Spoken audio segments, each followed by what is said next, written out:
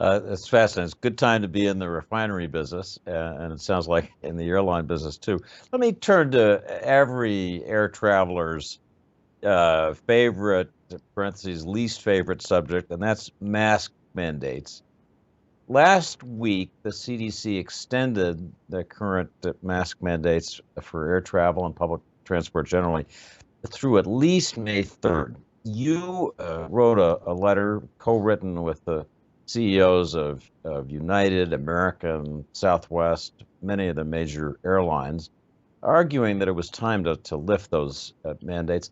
I'd be interested in your brief explanation of first, what arguments you made to the government in urging that the mandates be lifted. Second, what your expectation is about whether they'll be extended further after May 3rd. Have you gotten any indication from the government whether they might be lifted? I certainly hope this is the last extension, and we're all hoping come May 3rd that the mandate expires and the government now puts it on individuals to make their own decisions about how they care and protect themselves from any kind of health risk rather than the government mandating it.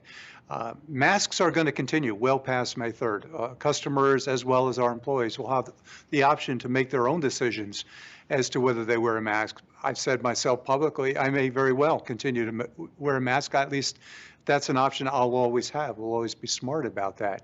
But to force customers, to force our employees, not just in the airplanes, by the way, in the airports, hours and hours, an international journey, tens of hours, cumulative time to wear a mask.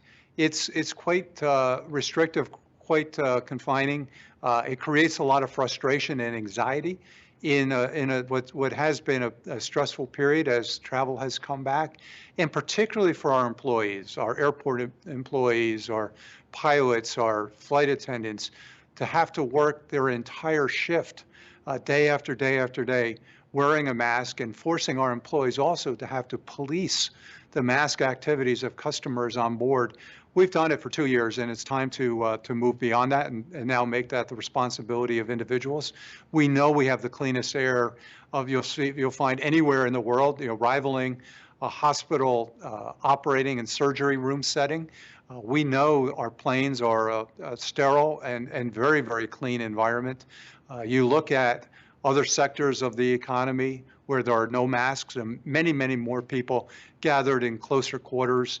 It just doesn't make sense to put our people and our customers through the stress.